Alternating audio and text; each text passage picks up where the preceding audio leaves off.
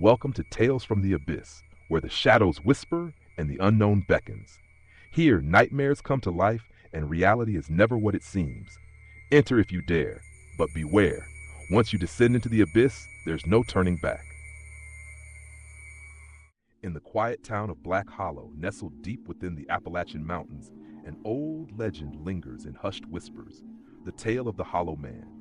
They say he was once a man, a reclusive drifter who lived on the outskirts of town, an outcast accused of unspeakable crimes. The townsfolk, driven by fear and desperation, took justice into their own hands. They dragged him from his shack, beat him until his face was unrecognizable, and strung him up from an old oak tree near the abandoned coal mines. But death was not the end for the Hollow Man. His rage and sorrow soaked into the land itself, cursing the town and all who lived there. Now he lingers in the shadows, watching, waiting. The legend says that if you stand in front of a mirror at midnight and whisper, "Hollow Man, show me your face," 3 times, he will appear behind you. But you must never look directly at him. If you do, he will steal your reflection, your very identity, leaving you hollow, just like him. No one who has truly seen the Hollow Man has ever been the same again. It started as a joke. Travis, Ryan, and I had been drinking in Ryan's basement, a few beers in, when the conversation turned to urban legends. We'd heard them all, the lady in white, the goat man, the midnight caller. But when I mentioned the Hollow Man, Ryan scoffed. "That's just some backwoods ghost story," he said, rolling his eyes. "No different than Bloody Mary." Travis smirked. "Then prove it." Ryan grinned, the alcohol making him bold. "Fine. What do I have to do?" I hesitated, suddenly feeling a weight settle in my gut. "Stand in front of the mirror at midnight and say his name 3 times. Travis clapped his hands. "Sounds easy enough." We stumbled upstairs to the bathroom, our drunken bravado masking any real fear. The clock on my phone read 11:59. Ryan faced the mirror, grinning. "All right, here goes nothing. Hollow Man, show me your face." The second hand ticked. Midnight. "Hollow Man, show me your face." A pause. "Hollow Man, show me your face." Travis and I exchanged glances. The air felt heavier, as if the room itself was holding its breath. Ryan hesitated, then laughed. "Guess nothing's hap." He barely got the words out before the light flickered, and then the mirror changed. Ryan was still there, but his reflection was wrong. It lagged, moving just a fraction slower than he did. And his face was distorted, the features stretching like melting wax. "What the hell?" Ryan muttered. Then his reflection stopped following him altogether. It just stood there, staring. Travis grabbed my arm. "Dude, let's get out of here." Ryan turned to face us, but his reflection didn't move. Instead, it grinned. A slow, unnatural smile that stretched too wide, exposing rows of jagged, blackened teeth. That was when the whispering began. It slithered through the air like a dozen voices speaking at once, overlapping, growing louder. The reflection moved, jerking, convulsing, its head tilting at a sickening angle. The whispering words became clear. "Look at me." Ryan stumbled back, his breath coming in sharp gasps. I'm done, okay? This is some trick." The lights went out. Pitch black. And then, the most horrifying sound I've ever heard. Ragged, wheezing breaths, inches from my ear. The light stayed off for what felt like an eternity.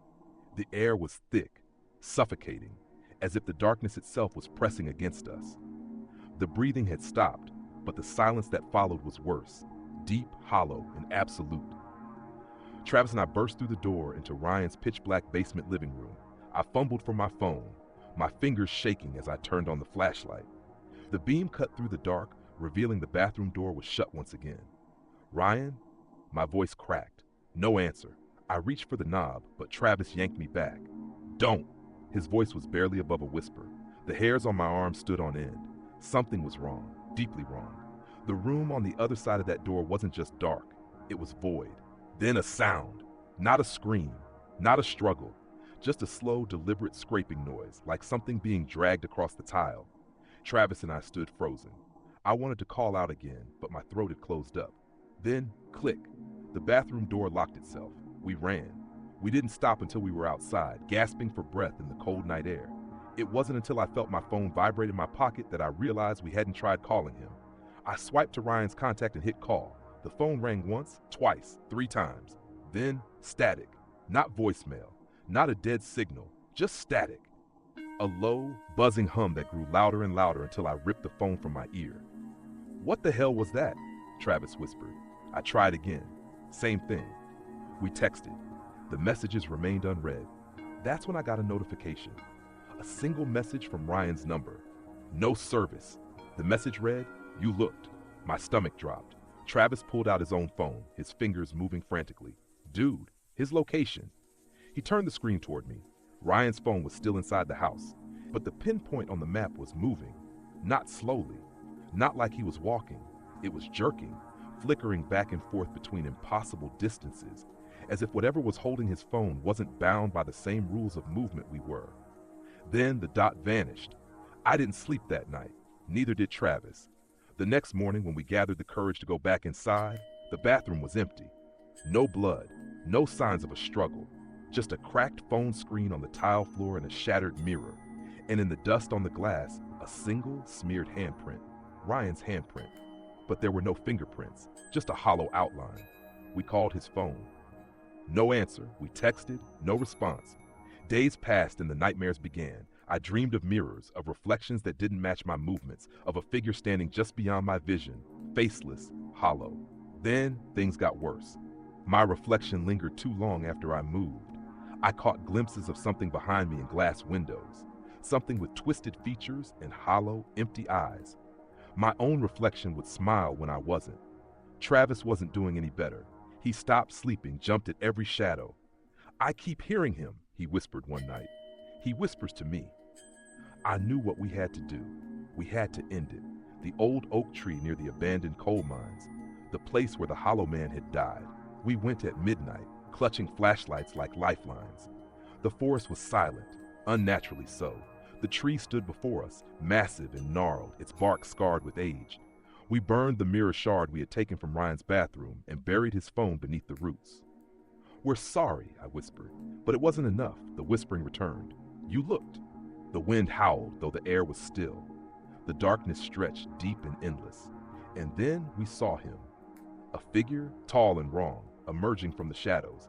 Its face was a swirling void, a black hole that seemed to pull at reality itself. "You shouldn't have looked," Travis screamed. I ran. I didn't stop until I was home, locking every door, covering every mirror. But I knew, deep down, I could never escape, because every time I pass by a reflective surface, I see him.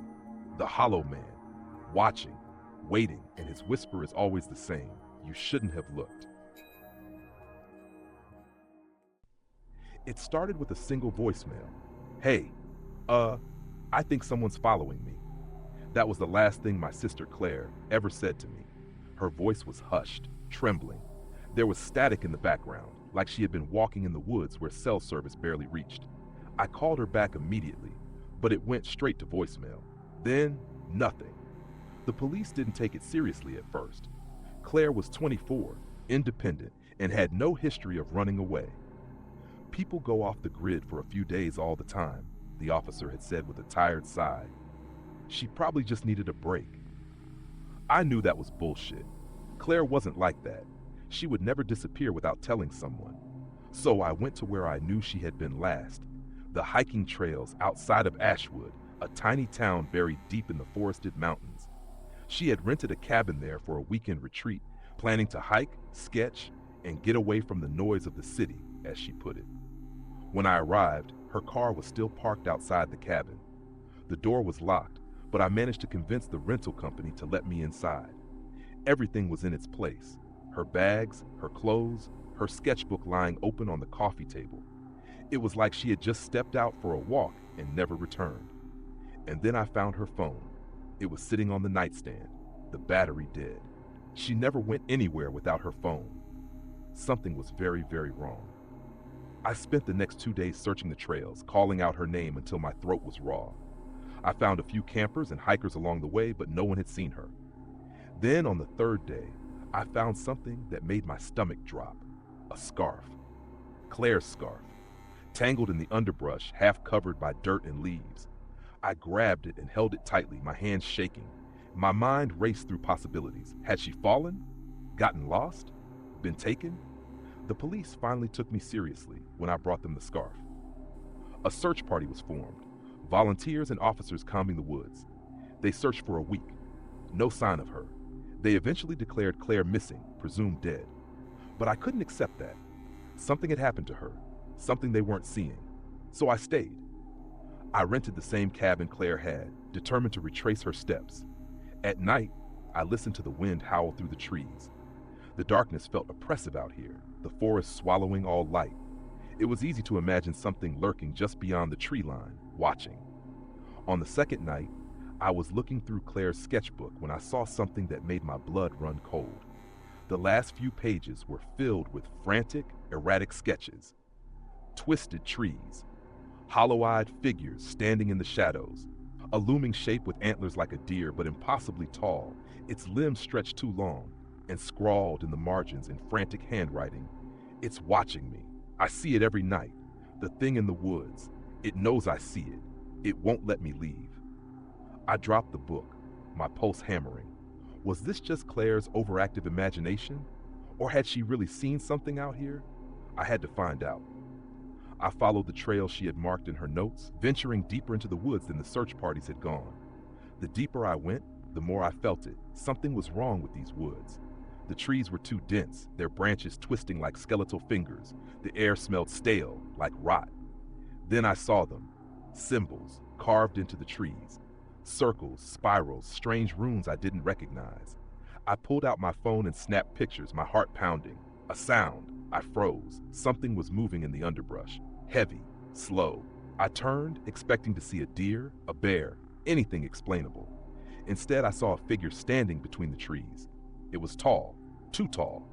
Its limbs stretched unnaturally, its face obscured by shadow. And it was watching me. I barely made it back to the cabin, slamming the door behind me. That night, I didn't sleep. Something scratched at the windows. A whispering voice drifted through the trees. "You shouldn't be here." I pressed my hands over my ears, shaking. This was impossible. I was losing my mind. But then I remembered Claire's sketches. She had seen it too. I wasn't crazy. I knew I couldn't run. I had to understand what had happened to Claire. So the next morning, I forced myself back into the woods. Following the strange symbols, I came to a clearing. A pit yawned open in the earth, and at the bottom I saw something that made my stomach turn to ice. A body. No, bodies. Bones. Skulls. Rotting remains. A mass grave. And at the center, a single, fresh item. A torn scrap of Claire's shirt. I staggered back, bile rising in my throat. That's when I heard it. A deep, guttural growl. I turned. It was there. Close now. Too close. The towering figure, its face still hidden in shadow. It raised one impossibly long hand and pointed at me. "Leave." I ran, my body screaming, my mind racing with horror. Claire was here, I knew it now, but I would never find her, because something had taken her, and it was warning me to stay away. I left that night. I don't remember packing. I don't remember the drive. I only remember the weight in my chest, the certainty that Claire was gone forever. But then days later, I got a message from Claire's phone, a single text, "Help me," and attached to it, a photo, a mirror selfie. Claire, standing in the woods, and behind her, that thing, watching, waiting. And then the text disappeared, like it had never been there at all. And I knew in my heart, Claire was still out there, somewhere, but I would never find her, because something else already had. You've glimpsed into the abyss, but the darkness is never far. If you enjoyed the terror, don't forget to like, subscribe, and turn on notifications. There are many more nightmares waiting for you. Until next time, sleep with one eye open. The abyss is always watching.